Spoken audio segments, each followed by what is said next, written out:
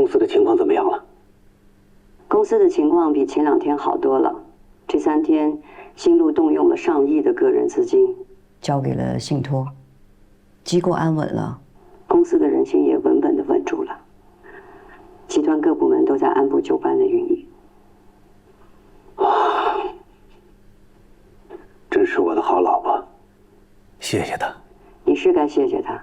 他第2天就申请短暂停牌，直到昨天，港交所才批准达成短暂停牌2个交易日，及时止跌。干得漂亮。是，4天对大成的股票来说，无疑是救命。是啊。不过，申请短暂停牌的理由是什么呢？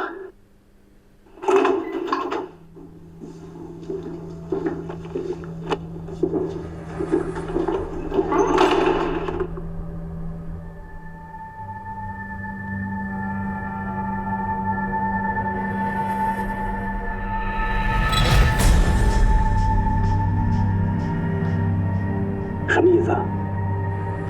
更换董事长？怎么是更换？不是代理吗？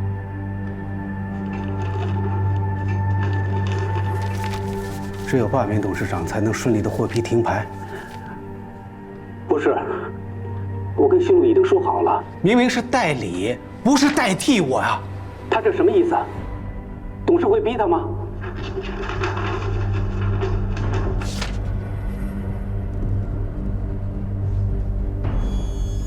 董事会全票通过。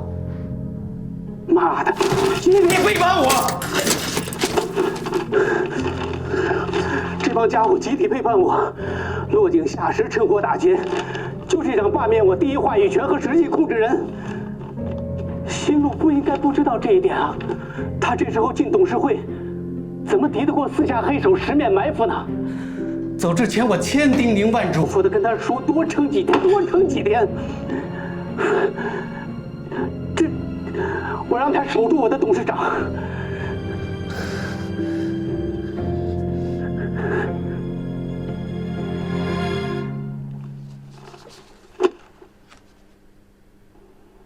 是新路让你把这个拿给我看的。他什么意思？他对当董事长什么态度？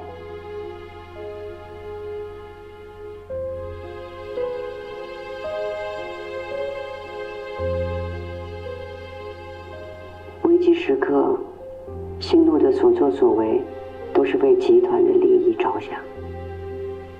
发生了黑天鹅事件，第一时间替换董事长，对于股票的止跌是最及时止损的利好，对平息公众舆论也是最好的危机公关了。我想你也会认同吧。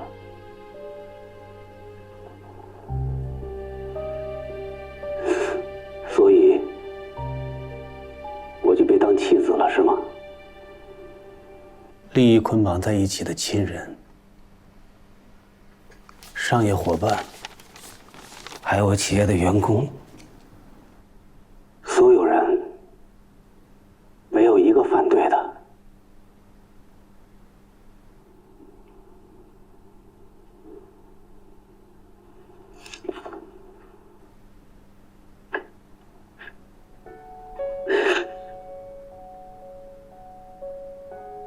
我终于想明白了，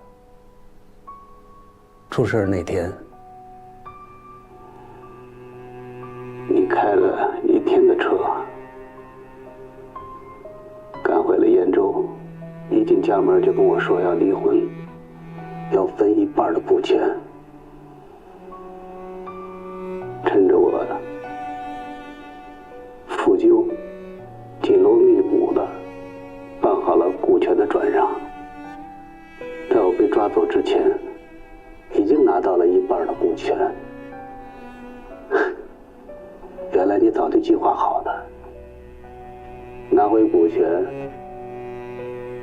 就是为了回归董事会，掌握话语权，做铺垫。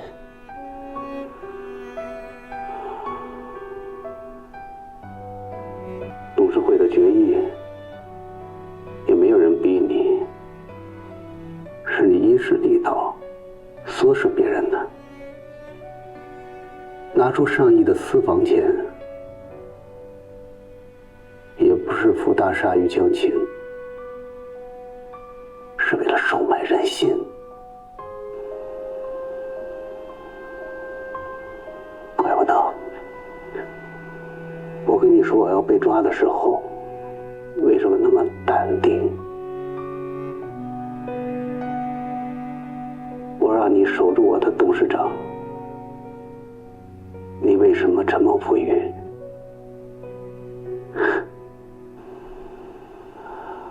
我的结束就是你的机会。抢我班、夺我权的人，全是你，我的好老婆。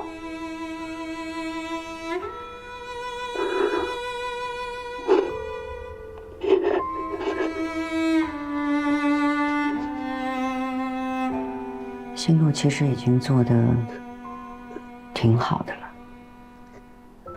他保住了你们的共同利益，就是保住了你。在他心里边，救活比夺权重要。林凯，你要帮我，让我尽快的离开这里。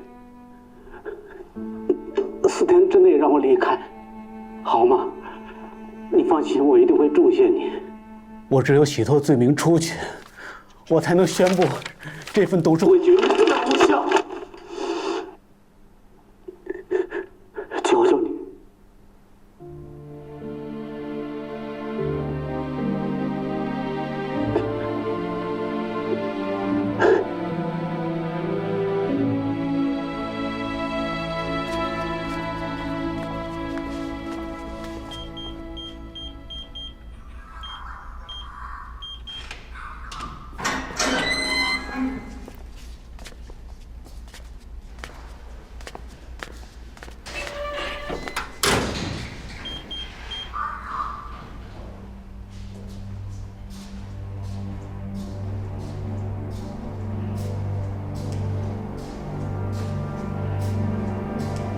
你会答应他的离婚条件，割肉分给他股份吗？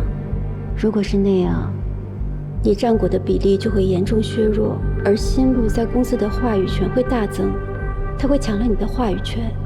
你名下的28%和我名下的12%，加起来40%的公司股份，依法我应该获得并持有20%。你需向我转让你名下8%的股份。你在趁火打劫！干什么？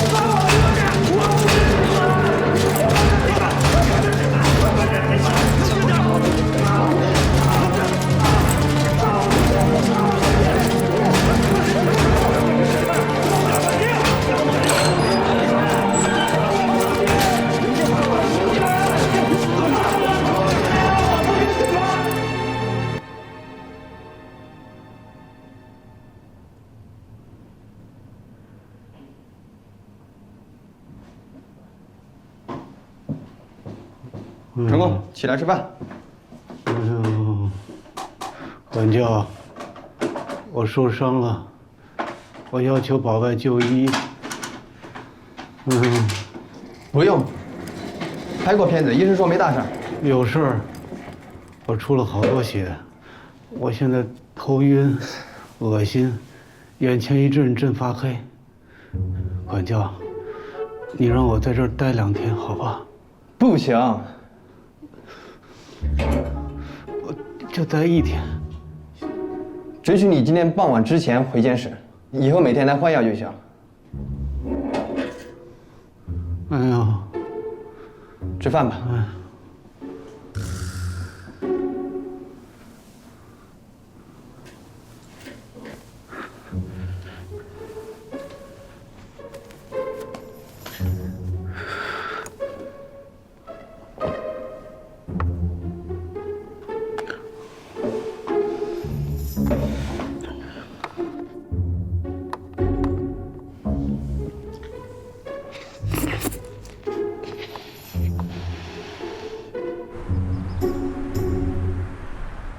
伤得严重吗？伤的倒是不重，但是情绪确实非常的糟糕。我倒是觉得他希望可以被伤得重一点，可以保外就医。这才进去不到4天就打了2架，他能打得过那里面的人吗？他还打。我们在一起10几年，无论遇到什么样的挫折，他从来没有丢过自己的风度。体面就是他的命。这一次是真的要了他的命。他开始恨我了吧？我知道他心里怎么想的。辛董，这份财务报表需要您签字。辛董，我这儿也有一份文件需要您签字。辛董，这有2份新的企划案需要您过目。你们的文件下午2点之前我会交给你们的。辛董，高管已经到齐了，在会议室等您。5分钟之后。好。那我走了啊，慢点，不走了。喂，安妮，银行怎么说？在你眼里，成功和女性的关系是怎么样的？我很羡慕成功和新路的婚姻，商业利益捆绑在一起，而生活上谁都不干涉谁，都是已婚男人啊。别人感情上出轨，那只能是偷鸡摸狗，而他不遮不掩，大大方方。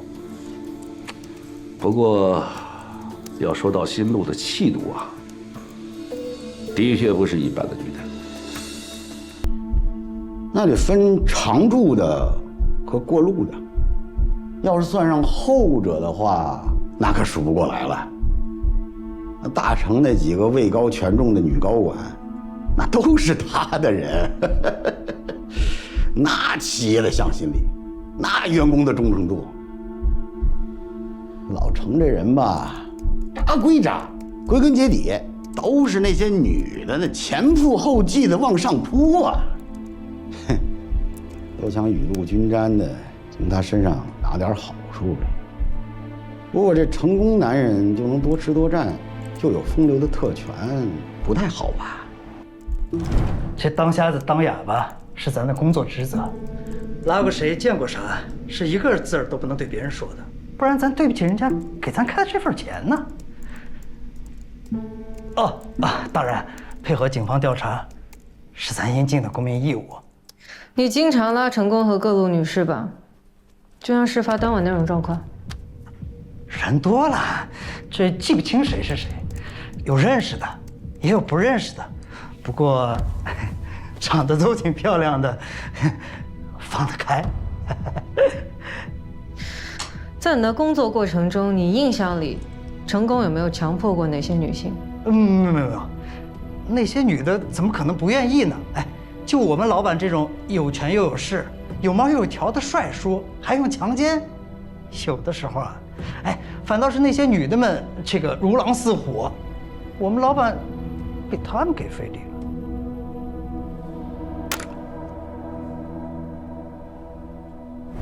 程董爱住公司，顶楼就是他家。一般夜班的保安比白班审核更严，最关键一条，嘴严。这几个月，程董忙着分拆上市，个人生活很自律，也不像以前那么贪玩了。赵助理入职后，他会经常陪着程总加夜班，一般下班会很晚，有的时候到半夜。赵寻经常很晚离开公司，都是因为加班吗？顶楼的事儿，咱上哪儿知道去？也不该我们多嘴不是？事发前，赵寻有在顶楼留过宿吗？没有。事发当天晚上，是赵助理第一次跟程总过夜。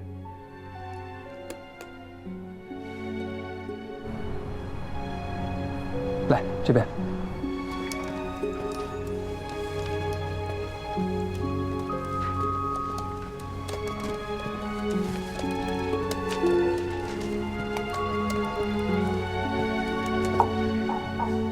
进来，进来。老大，徐经理来了。哎，徐经理，来，里边请。坐。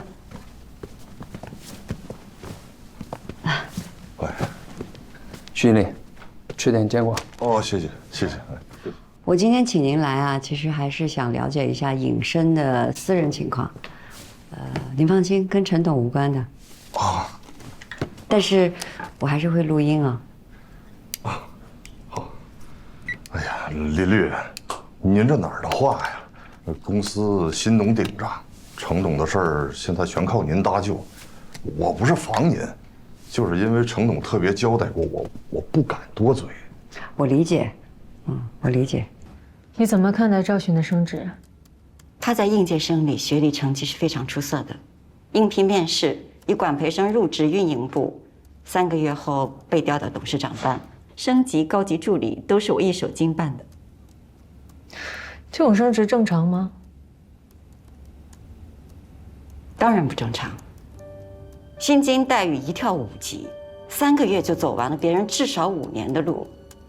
反正是董事长亲自要人，我们照办就是。谁还不明白这是怎么回事啊？管培生和董事长高级助理的薪金待遇差别有多大？光是月薪和年终奖的差距就肉眼可见，翻倍不止。还有那些肉眼不可见的，就很难说数了。高级助理实报实销，有回赵寻拿过来一张发票，我们财务存疑，程董一个电话打过来，就让我们给他办了一张上限50万的黑卡，每个月他刷多少都是由公司来还贷的，无需财务比对账核实。至于这每个月的50万有多少支付了程董的交际应酬，有多少花在他自己身上，反正老板不计较，我们锱铢必较的，有什么瘾啊？我听说你每个月帮尹生给别人转账哈？您问这事儿啊？对。有，那是他前女友，俩人本来青梅竹马的，不知道什么原因就分手了。后来那女的跟别人结婚了，可能日子过得也不太好。尹生每个月只要一拿到钱，就让我帮他往这个女孩银行账户转4000块钱，每个月都转，这2年就没断过。那为什么要您转呢？他自己不能转吗？他跟我说的原因是怕这个女孩家里知道尹生给她转钱，那肯定是俩人暗地里还有事儿呗，怕人家知道了，顺着前辙他找他麻烦。既然分手了，姑娘也结婚了，那为什么要转钱给他？嗨，这情种呗。反正尹生没跟我细说，我也不是很清楚。他就是按月给我钱，我就是负责转，反正不给我添多大麻烦，不多问。哎，徐经理，哎，你能把姑娘的那个银行账户名、开户行还有账号给我吗？没问题啊，只要您别再追问我程董不让我说的事儿，我啥都告诉你。那您发给我。哎，好。